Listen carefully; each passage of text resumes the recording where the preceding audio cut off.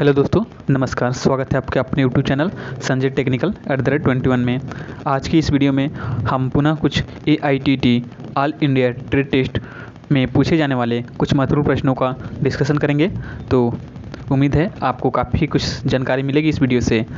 तो आप वीडियो को पूरा देखिएगा ताकि आपको अच्छी जानकारी और सही जानकारी मिल सके।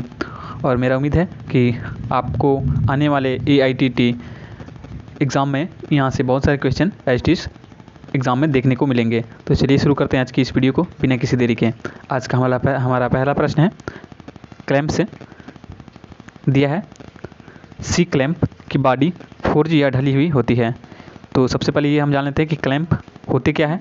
तो क्लैंप एक्चुअली होते हैं कार्य को हिलने से रोकने के लिए क्लैंप का प्रयोग किया जाता है। ठीक है, जब हम जैसे कि अलग अलग मशीनों पे काम करते हैं तो किसी प्रकार की दुर्घटना से बचने के लिए हम क्या करते हैं, वर्कपीस को क्लैंप कर देते हैं। ठीक है, ताकि हमारा कार्य सही से हो और बिना किसी दुर्घटना के हो। ठीक है, तो ये याद रखिएगा कि कार्य को हिलने से रोकने के लिए हम क्या करते हैं, क्लैंप का यूज़ करते हैं। और इसमें एक और पूछा जाता है क्वेश्चन पूछा जाता है बार बार आपसे सी क्लैंप से संबंधित कि सी क्लैंप का आकार कैसा होता है। तो जैसा कि आपको इसमें क्वेश्चन में ही दिया है, सी मतलब यह अंग्रेजी के अक्षर सी के आकार का होता है। ठीक है, और भी अलग अलग प्रकार के सी क्लैंप होते हैं, जैसे कि टूल मेकर क्लैंप और यू क्लैंप जो होता है आपका, वो जो वॉइस क्या कहते हैं उसको, भी ब्लॉक होता है, उसके साथ में प्रयोग किया जाता है। ठीक है, तो उम्मीद है काफ़ी कुछ जानकारी आपको मिली होगी क्लैंप से संबंधित। नेक्स्ट क्वेश्चन है, संरचनात्मक संयोजन में टेपर वाशर का प्रयोग किया जाता है। अब यहाँ पे वाशर से संबंधित क्वेश्चन दिया गया है कि वाशर जो होता है एक्चुअली ये क्या होता है। तो वाशर का प्रयोग जो होता है अलग अलग कार्यों के लिए हम करते हैं। वाशर से हमें बहुत सारे फ़ायदे होते हैं, जैसे कि फ्रिक्शनल ग्रिप बढ़ाने के लिए हम वाशर का प्रयोग करते हैं। बड़े क्षेत्र में फोर्स बल बांटने के लिए वाशर का प्रयोग करने से क्या होता है कि जब हम जैसे कि कोई नट है और यहाँ पे अगर हम वाशर का यूज़ करेंगे तो ये बहुत बड़े एरिया में तक क्या करता है, कवर करता है। तो इससे क्या होता है कि फ्रिक्शन वगैरह होने से नट या जॉब ख़राब नहीं होता है। तो उसके लिए भी हम क्या करते हैं, नट का यूज़ वाशर का यूज़ करते हैं। और वाशर भी अलग अलग प्रकार को आपको देखने को मिलेंगे, जैसे कि प्लेन वाशर हो गया, यहाँ पर टेपर वाशर दिया है। ठीक है, स्प्रिंग क्या कहते हैं, टैब वाशर होता है। ये कुछ वाशर के प्रकार होते हैं। तो चलिए नेक्स्ट क्वेश्चन देखते हैं। जब सिंगल हेलिक्स बनता है तो उसे सिंगल स्टार्ट थ्रेड कहते हैं। हेलिक्स एक्चुअली होता क्या है, तो जैसे कि मान लीजिए कि ये इस प्रकार से हेलिक्स होता है, जैसे कि ऐसे, ये क्या हो गया आपका सिंगल हेलिक्स कहलाएगा। ठीक है, ऐसे मान लीजिए कि कोई ये है, तो इसको हम क्या कहते हैं, जब सिंगल हेलिक्स बनता है तो हम सिंगल स्टार्ट थ्रेड कहते हैं। और वही जब इसमें डबल बनता है, इधर से भी रहेगा, तो हम उसको क्या कहते हैं, डबल हेलिक्स कहते हैं, यानी कि डबल स्टार थ्रेड हो जाएगा। ठीक है, तो यहाँ पे सिंगल स्टार थ्रेड की बात की है, तो सिंगल स्टार थ्रेड में सिंगल हेलिक्स बनता है। जब सिंगल हेलिक्स बनेगा तो हम क्या कहते हैं, सिंगल स्टार थ्रेड कहेंगे। ठीक है, नेक्स्ट है, अपने कार्य पर ध्यान देना व्यक्तिगत सुरक्षा है। सुरक्षा जो है बहुत ही महत्वपूर्ण है। अब अगर कहीं भी कार्य कर रहे हैं तो आपको सुरक्षा के बारे में पूरी जानकारी होनी चाहिए। एक्चुअली सुरक्षा जो होती है मुख्यतः 3 प्रकार की होती है, स्वयं की सुरक्षा, वर्कशॉप की सुरक्षा और मशीन की सुरक्षा।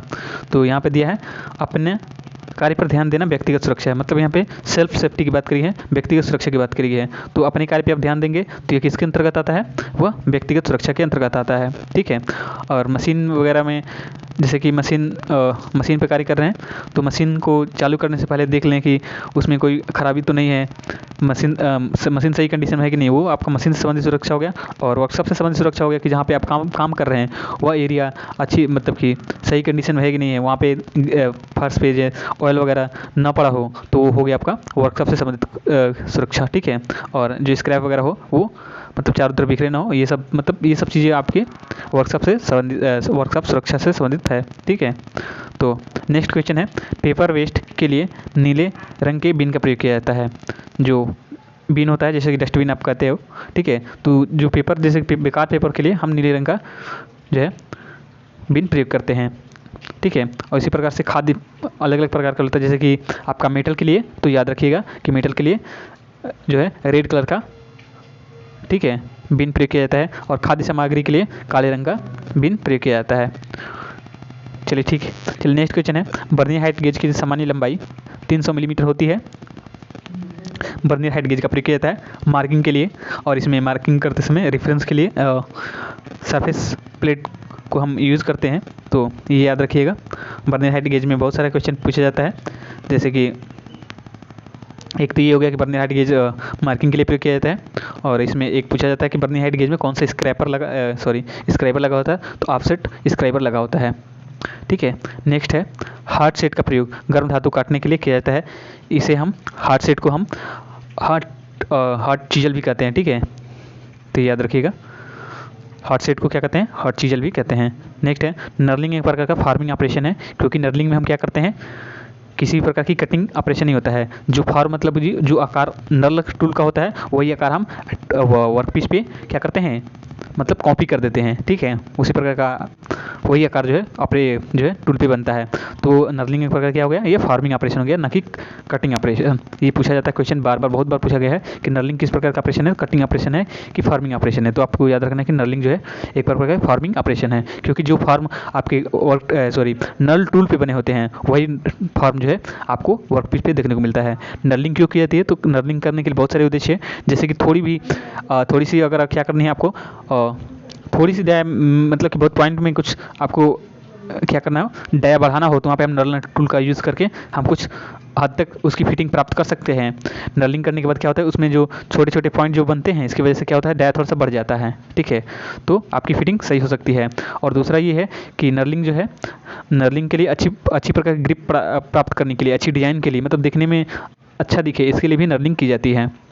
ठीक है, नेक्स्ट है लेथ मैंडल एक प्रकार का फिक्सर है।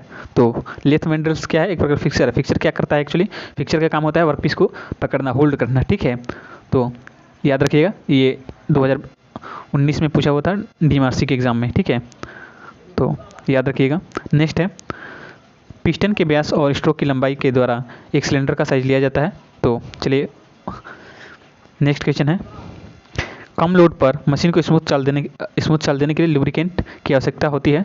ठीक है, तो याद रखिएगा। नेक्स्ट है ब्लेड की स्ट्रेचिंग के कारण नए हेक्सा ब्लेड कुछ स्ट्रोक के बाद ढीला हो जाता है। नेक्स्ट है ट्राइपॉड में 3 टांगे होती है। नेक्स्ट क्वेश्चन है सोल्यूबल ऑयल और पानी का अनुपात 1 और 20 का होता है। यहाँ पे क्वेश्चन आपसे कभी कभी एग्जाम में मतलब थोड़ा सा चेंज करके पूछ लेता है, जैसे कि यहाँ पे सोल्यूबल ऑयल और पानी दिया है। ठीक है, कभी पानी, ठीक है, और सोल्यूबल ऑयल पूछ लेता है, तो वहाँ पे याद रखिएगा कि 20 और 1 रेशियो हो जाता है। ठीक है, अनुपात। नेक्स्ट है high speed steel milling cutter की हार्डनेस 62 HRC का फुल फॉर्म होता है हार्डनेस रॉकवेल सी स्केल। ठीक है, तो ये याद रखिएगा। नेक्स्ट क्वेश्चन है 60 नंबर क्वेश्चन है, स्टील की नॉर्मलाइजिंग करते समय उसे कमरे के तापमान पर स्थिर हवा में ठंडा करना चाहिए। तो नॉर्मलाइजिंग क्या है, एक प्रकार की हीट ट्रीटमेंट की प्रक्रिया है जिसमें हम ग्रेन स्ट्रक्चर को रिफाइन करते हैं। ठीक है, क्योंकि हम जब अभी किसी भी वर्कपीस पे ऊपर कार्य करते हैं, जैसे कि हैमरिंग वगैरह करते हैं, रोलिंग करते हैं, तो उसमें क्या होता है, उसके अंदरूनी जो स्ट्रक्चर होता है उसमें कुछ चेंजेज आ जाते हैं। तो उन चेंजेज को मतलब कि नॉर्मल कंडीशन में पुनः लाने के लिए स्टील को जो है हम नॉर्मलाइजिंग ऑपरेशन करते हैं। ठीक है, नेक्स्ट है HWG नंबर बढ़ने के साथ साइज घटता है। HWG का यहाँ पे होना चाहिए था। ठीक है, का नंबर बढ़ने के साथ साइज घटता है। एक्चुअली HWG क्या है, तो ये वायर गेज की बात की गई है, स्टैंडर्ड वायर गेज। ठीक है, याद रखिएगा, स्टैंडर्ड वायर गेज। तो इसमें क्या होता है कि जैसे कि एक नंबर का ये क्या होता है, एक प्रकार की सर्कुलर डिस्क होती है, मतलब कि गोलाकार होता है। ठीक है, और इसमें क्या होता है, स्लॉट कटे होते हैं ऐसे। ठीक है, इसमें नंबरिंग की गई होती है और उसके नीचे उसका 1 नंबर 2 नंबर, ठीक है, ऐसे उसमें, और उसके नीचे उसका साइज लिखा रहता है। तो कह रहा है कि नंबर बढ़ने के साथ ही साइज घटता है, यानी कि जैसे कि 1 नंबर है तो सबसे बड़ा होगा, 2 नंबर है तो 1 नंबर से छोटा होगा, 3 नंबर होगा तो 2 नंबर से छोटा होगा, इस प्रकार से ये होता है। तो ये याद रखिएगा। ठीक है, और इसका प्रयोग कहाँ पर होता है, तो वायर वगैरह के क्या करने के लिए, थिकनेस मापने के लिए, या पतली सीट की मोटाई नापने के लिए हम स्टैंडर्ड वायर गेज, मतलब एक्चुअली ये मेन यूज़ होता है इसका, वायर का व्यास मापने के लिए हम स्टैंडर्ड वायर गेज का यूज़ करते हैं, जैसा कि नाम से आपको क्लियर हो जाएगा। ठीक है, नेक्स्ट है स्क्वायर हेड का प्रयोग मैकेनिकल जैक पर किया जाता है। स्क्वायर हेड का प्रयोग मैकेनिकल जैक पर किया जाता है। स्क्वायर हेड क्या होता है, स्क्वायर हेड नहीं है, सॉरी, स्क्वायर थ्रेड है। ठीक है, स्क्वायर थ्रेड, इसका एंगल होता है 90 डिग्री, याद रखिएगा। ठीक है, तो नेक्स्ट है BA स्क्रू थ्रेड की गहराई जो होती है 0.6 होती है, ठीक है। और आज की वीडियो का ये अंतिम क्वेश्चन है, एक की जो होती है शियर स्ट्रेस के अंतर्गत आती है। तो वीडियो पूरा देखने के लिए आपका बहुत बहुत धन्यवाद। जानकारी अच्छी लगी हो तो प्लीज़ वीडियो को लाइक करें और चैनल पे नए हैं तो चैनल को सब्सक्राइब करें। आज के लिए इतना ही, मिलते हैं नेक्स्ट वीडियो में, तब तक के लिए धन्यवाद।